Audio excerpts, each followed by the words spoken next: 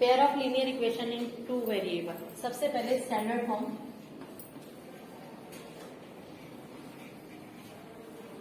Standard form है वो क्या होती है, a1x plus b1y plus c1 equals to 0, a2x plus b2y plus c2 equals to 0।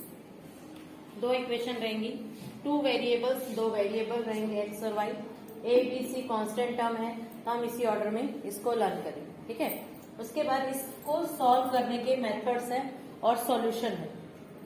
यहाँ अगर यूनिक सॉल्यूशन, तीन टाइप के सॉल्यूशन होते हैं। फर्स्ट होता है आपका यूनिक सॉल्यूशन। यूनिक सॉल्यूशन का मतलब ये है कि x और y की एक फिक्स वैल्यू मिलेगी जो दोनों इक्वेशन को क्या करेगी, सेटिस्फाई करेगी। एक ही सॉल्यूशन होगा, उसको क्या बोलते हैं हम, यूनिक सॉल्यूशन। यूनिक सॉल्यूशन होगा ना तो ही हम सॉल्व करने के लिए कोई मेथड अप्लाई करेंगे, अदरवाइज कोई भी मेथड अप्लाई नहीं कर सकते हैं, वैल्यू निकलेगी। तो यूनिक सॉल्यूशन के लिए कंडीशन क्या होती है, a1 by a2 is not equals to b1 by b2, right. अब a1 by a2 इक्वल नहीं, अगर इसका जो ग्राफ ड्रॉ करेंगे, इसका ग्राफ कैसा आएगा, इंटरसेक्टिंग लाइंस। आपका कई बार क्वेश्चन में सिर्फ इतना ही पूछेंगे, दो इक्वेशन दी है, the graph of this following this equations are, किस टाइप का होगा, टाइप बताना है आपको, डैश दिया रहेगा, डैश टाइप्स। तो उसके हिसाब से आपको सिर्फ सॉल्यूशन चेक करना है, सॉल्यूशन कैसा आया है तो ग्राफ उसके ऊपर डिपेंड करेगा। अगर इंटरसेक्टिंग लाइन होगा तो सॉल्यूशन, अगर आपका ये आया है तो उसकी लाइन कैसी होंगी, इंटरसेक्टिंग लाइन्स। ये आपके पास है इंटरसेक्टिंग लाइंस। और एक और चीज होती है कि सॉल्यूशन किस टाइप का है इसका, तो सॉल्यूशन आपको मिल रही है ना वैल्यू x और y, तो उसको हम बोलते हैं सॉल्यूशन का टाइप। अगर पूछेगा तो वो होता है कंसिस्टेंट। कई बार पूछता है कि किस टाइप का सॉल्यूशन है, तो सॉल्यूशन हम फाइंड आउट कर सकते हैं, इसलिए इसका जो सॉल्यूशन होगा वो क्या होगा, कंसिस्टेंट। सिर्फ यही यूनिक सॉल्यूशन ही आएगा तो ही आप इसको सब्स्टिट्यूशन मेथड अप्लाई कर सकते हैं, तो ही आप इसको क्रॉस मल्टीप्लिकेशन, तभी आप इसके ऊपर एलिमिनेशन मेथड अप्लाई कर सकते हैं। ओके, नेक्स्ट है नो सॉल्यूशन। नो सॉल्यूशन का मतलब है कि आपका x और y की कोई भी वैल्यू आपको मिलेगी ही नहीं। तो यहां से क्या आएगा, जब हमने चेक किया a1 by a2 और b1 by b2, पहली कंडीशन में क्या था कि वो दोनों नॉट इक्वल आए। अगर बाय चांस उसी टाइम पे अगर इक्वल आ जाएंगे तो हम थर्ड वाला चेक करेंगे, c1 by c2। अब c1 by c2 अगर नॉट इक्वल है तो उसका क्या बोलते हैं हम लोग, नो सॉल्यूशन। नो सॉल्यूशन के अंदर जो आपका सॉल्यूशन होता है, सॉल्यूशन सेट होता है, उसको एक सिंबल से यूज करते हैं। वो सिंबल है जैसे x और y, इसकी अगर वैल्यू निकालें तो ये एक सिंबल होता है जिसको हम बोलते हैं नल सेट, और इसको हम प्रोनाउंस करते हैं फाइव। एक पाई होता है और इसको क्या बोलते हैं हम, फाइव बोलते हैं। तो ये नल सेट है, यानी x और y की आपको कोई वैल्यू मिली ही नहीं। बाई चांस ऐसा हो कि आपको ये सिर्फ सिंबल दिया रहे एमसीक्यूज में, तो आपको पता होना चाहिए ऑप्शन में अगर मान लो सिंबल दिया है, एक में डायरेक्ट लिखा है यूनिक सोल्यूशन, एक में लिखा है कुछ भी ऐसा इनफाइनाइट मैनी सोल्यूशन है ना, टू सॉल्यूशन लिखा है, फिर एक में ये सिंबल दे दिया और आपका आंसर आ रहा है नो सॉल्यूशन, तो आप ये सोचोगे इसमें तो ऑप्शन ही नहीं दिख रहा है। ऐसी कंडीशन में आप लोगों को अगर इस सिंबल दिखेगा तो इसका मतलब ही यही होता है कि इसका कोई भी सॉल्यूशन नहीं, तो नल सेट बोलते हैं इसको। इसका जो ग्राफ होता है वो कैसा होता है, पैरेलल लाइन, दो लाइन बनेंगी और दोनों लाइन कैसी होंगी, पैरेलल होंगी, और जो आपका सॉल्यूशन होगा वो क्या होगा, इनकंसिस्टेंट। सॉल्यूशन कैसा होगा, इनकंसिस्टेंट, मतलब आप कितना भी जोर लगा लो उसका आंसर आप लोग फाइंड आउट कर ही नहीं सकते। ओके, थर्ड है infinite many solution.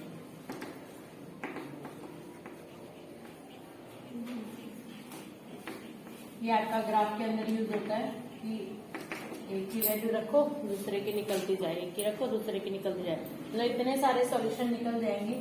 a1 by a2 equal होगा b1 by b2 इक्वल होगा c1 by c2। अगर तीनों इक्वल आएंगे तो हमारा जो सॉल्यूशन है वो इनफाइनाइट में नहीं होगा। इसका जो ग्राफ है ना, दोनों लाइन का एक ही, दोनों इक्वेशन का एक ही लाइन बनेगी, इसको हम बोलते हैं कोइंसिडेंट लाइन।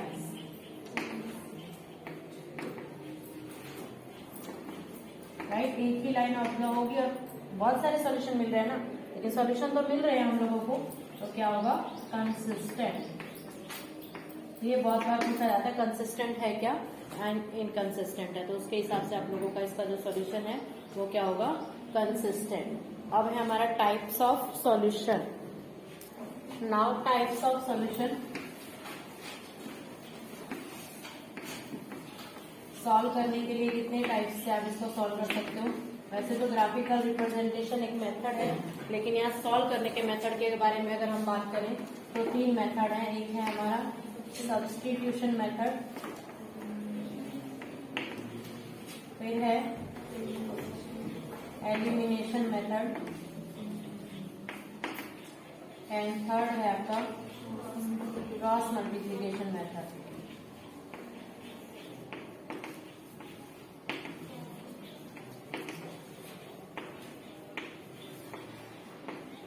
सारे मेथड्स के हम लोग एक एक सम करेंगे, लेकिन क्रॉस मल्टीप्लिकेशन मेथड के लिए आपका जो वो है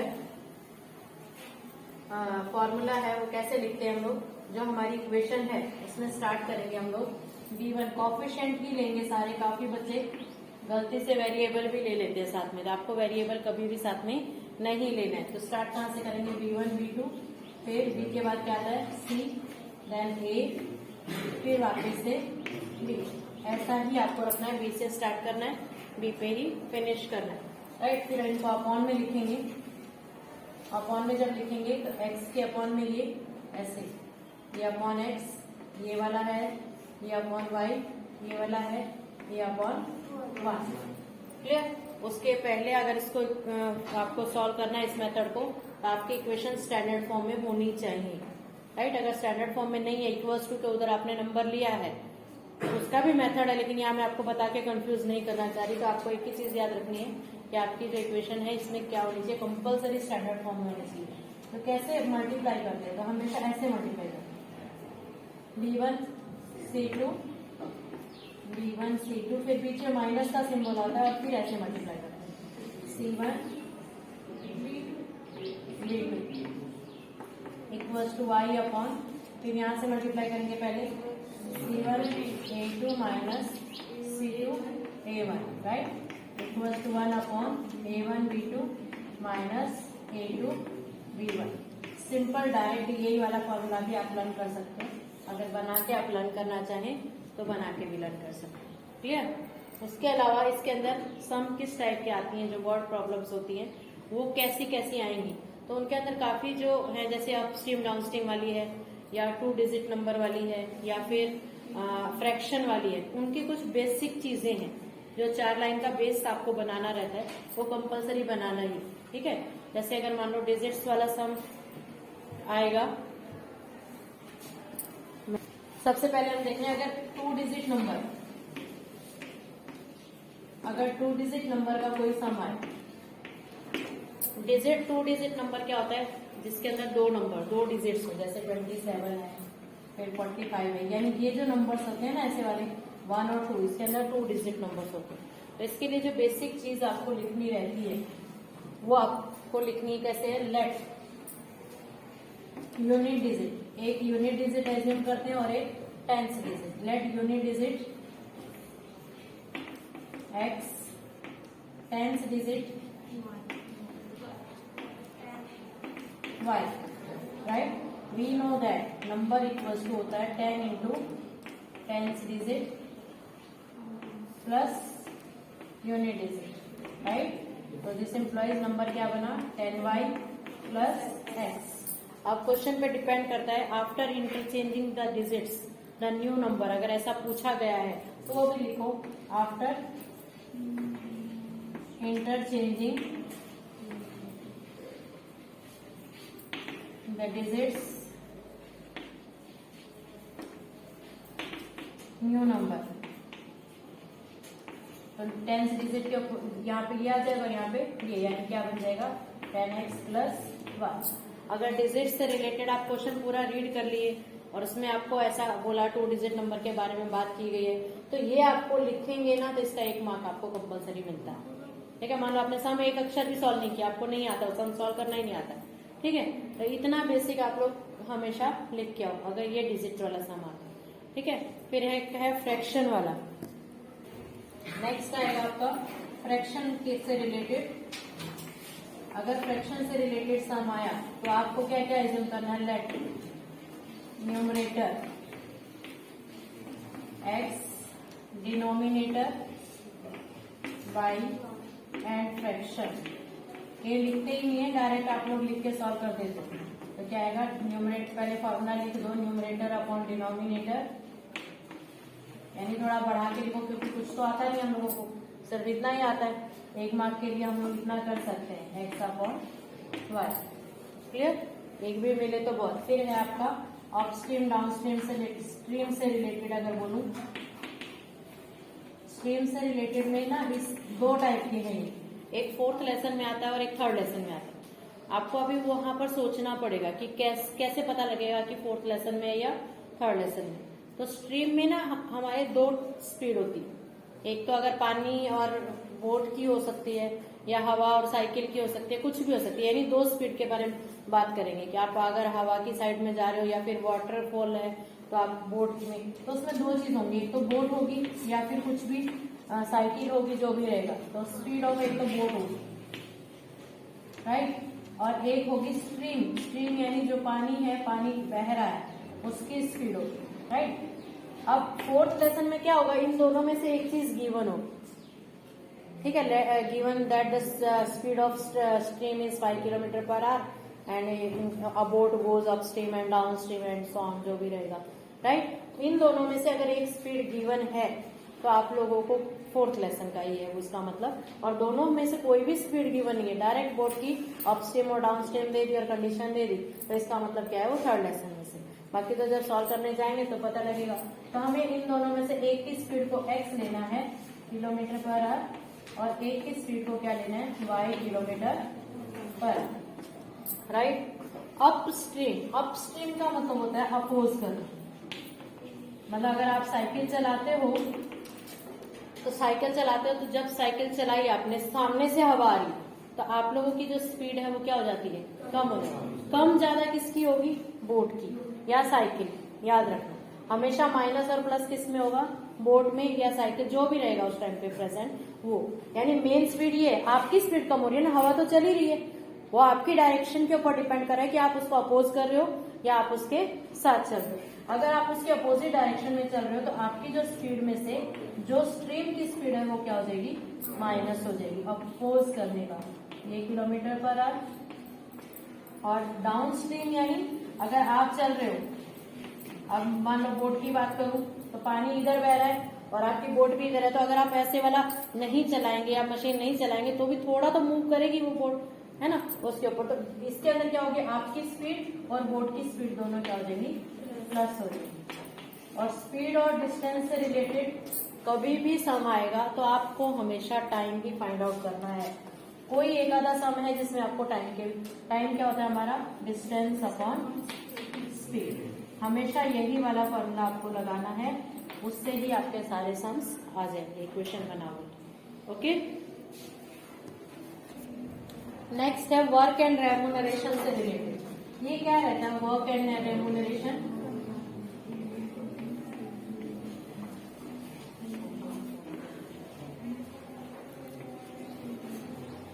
एक्चुअल में क्या है, ये है क्या है, ये आपका ना 7th 8th में एक टॉपिक आता था, वर्क एंड रेम्यूनरेशन। उसका मीनिंग ये है कि अगर आप कुछ भी सोचो, आपके कंपनी है या कुछ भी है, उसके अंदर 4 मजदूर लगाए हैं, ठीक है, तो चारों मजदूर काम कर रहे हैं, आपने दिहाड़ी पे नहीं लगाया उनको, क्या किया, ऐसा कॉन्ट्रैक्ट बेस के ऊपर लगाया है। अब लगाने के बाद जो 4 मजदूर हैं उनमें से मानो एक का पेट दर्द हो रहा है या एक को आलस आ रहा है काम करने के लिए, 2 मजदूर जो है वो कंटिन्यू पूरा टाइम काम कर रहे थे, राइट। और ये जो 2 थे, इन्होंने बीच में किसी ने 1 घंटा रेस्ट ले लिया, किसी ने 2 घंटा रेस्ट ले लिया, राइट। और आप कॉन्ट्रैक्टर हो, अब आप पूरा दिन काम करवाए, 2 मजदूरों ने बीच में रेस्ट भी कर लिया और 2 जो है वो कंटिन्यू काम कर रहे हैं, क्लियर। तो आप उनको जब पैसे देने लगोगे तो क्या चारों को सेम देंगे?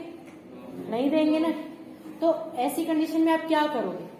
तो उस प्रॉब्लम को सॉल्व करने के लिए ये जो मेथड है ये लगाएंगे। हम क्या करेंगे, rate of work find out करेंगे, किसने कितना हिस्सा काम किया, यानी आपको पूरा वर्क का पैसा है, मान लो 2000 है, इन चारों में डिवाइड करना है। अब आप उस काम को कंप्लीट हो गया तो उसके लिए हम क्या करेंगे, रेट काउंट करेंगे कि उसने कितना पार्ट, कितना हिस्सा काम का किसने कितना किया, और उसके हिसाब से हम उसको क्या करेंगे, रेम्यूनरेशन यानी पैसे देना यानी पे करना, तो उसके हिसाब से पे करेंगे। इसमें क्या है आपका work done up and time taken. तो आपको सबसे पहले क्या निकालना रहेगा, रेट ऑफ वर्क। और रेट ऑफ वर्क कैसे निकालते हैं, अगर आपका एक दिन का काम है तो एक दिन में कितना काम किया, 10 दिन में काम खत्म हुआ तो उसने एक दिन में कितना, सबका एक का, अगर पूरा दिन में काम खत्म हुआ 24 घंटे में तो 1 घंटे में तो उन्होंने कितना रेट वर्क किया, तो इसका रेट ऑफ वर्क कंपल्सरी निकालेंगे तो होता है work done upon time taken. Work per day, work per day हो सकता है या फिर पर यूनिट लिखती हूं मैं, उसमें डे भी आ सकता है, आर भी आ सकता है। क्लियर। जैसे मान लो 5 मैन हैं और 3 women, right. 5 mens and 3 womens complete hour, उन्होंने काम कंप्लीट किया। जब काम कंप्लीट होता है तो वर्क डन हमेशा 1 देते हैं, याद रखना। काम का हाफ पार्ट कंप्लीट है वहां मेंशन करेंगे, हाफ करेंगे तो यहाँ पर वर्क डन हाफ लेंगे, वो जितना भी बोलेगा। लेकिन अगर काम कंप्लीट किया है तो बिना सोचे समझे वहां पर क्या लेंगे हम, हमेशा 1। ठीक है। हमने सोचा कि एक आदमी जो है उस काम को x डेज में कंप्लीट करता है। क्लियर। एक आदमी x डेज में, तो यानी वो एक दिन में कितना करता है, तो उसको क्या बोलते हैं हम, रेट ऑफ वर्क, यानी कि उसकी रेट क्या है काम करने की, स्पीड क्या है। रेट ऑफ वर्क निकालेंगे तो काम कंप्लीट हो गया अपॉन x, यानी जो इतने दिन में कंप्लीट किया था तो इतना वर्क पर डे उसने किया, तब जाके उसका काम x डेज में क्या होगा, कंप्लीट होगा। अगर 4 डेज में कंप्लीट करता है तो 1/4 यानी 1/4 पार्ट जो है वो डेली करता है, तब जाके उसका काम कंप्लीट हो जाता है। क्लियर। तो हमेशा रेट ऑफ वर्क निकालेंगे। रेट ऑफ वर्क निकाल के अगर मान लो एक मैन का निकाला है तो 5 मैन का क्या होगा, मल्टीप्लाई कर देंगे 5 से, और फिर जितना भी है उसके हिसाब से फिर आगे आएगी आपकी रिड्यूसेबल इक्वेशन। रिड्यूसेबल इक्वेशन इसके अंदर है। रिड्यूसेबल का मतलब क्या होता है, आपको वेरिएबल जो है वो कहाँ रहते हैं, डिनोमिनेटर की फॉर्म में रहते हैं, तो उसको क्या करना है, आपको रिड्यूस करना है। रिड्यूस करना मतलब नॉर्मली जितने भी 3 एक्सरसाइज 4 एक्सरसाइज आप करोगे ना स्टार्टिंग वाली, जिसमें जो भी मेथड लगाओगे उसमें वेरिएबल नॉर्मली कहाँ रहेंगे, ऊपर रहेंगे, न्यूमरेटर पे रहेंगे। लेकिन अगर आपका वेरिएबल डिनोमिनेटर पे है तो आपको कैसे सॉल्व करना है उसको सॉल्व करने के लिए 2 मेथड है। या तो आप डायरेक्ट यहीं पे भी एलिमिनेशन लगा सकते हो। दूसरी इक्वेशन है 2/y plus 2/x plus 3/y equals to 5, right.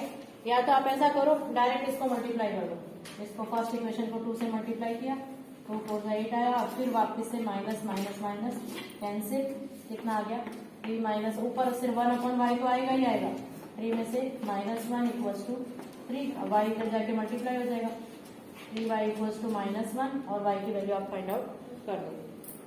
Clear.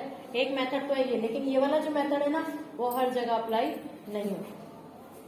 ठीक है। तो क्या करेंगे, हम रिड्यूस करेंगे इक्वेशन को। रिड्यूस करने का मतलब ये है कि हम लोग चेक करेंगे। चेक कैसे करेंगे, एक इक्वेशन है 1/x plus y plus 1/3x minus y equals to 5, फिर दूसरी दी है 1/3x plus y plus 1/5x minus y, इसको लिया ना, राइट।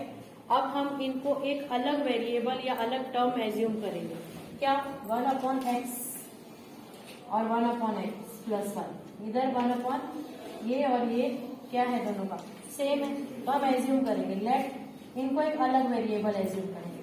1/x प्लस वाई को u ले लिया एंड 1/x माइनस वाई को क्या ले लिया हमने, v।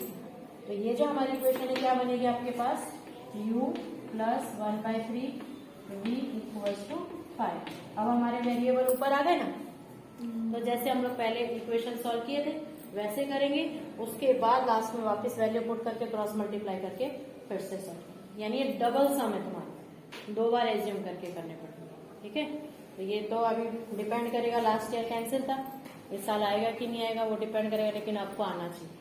अभी जब हम लोग एक्सरसाइज लेंगे ना तो सारे मेथड्स के सम कर लेंगे। ठीक है, ये आपका इंट्रोडक्शन पार्ट था 3rd लेसन का।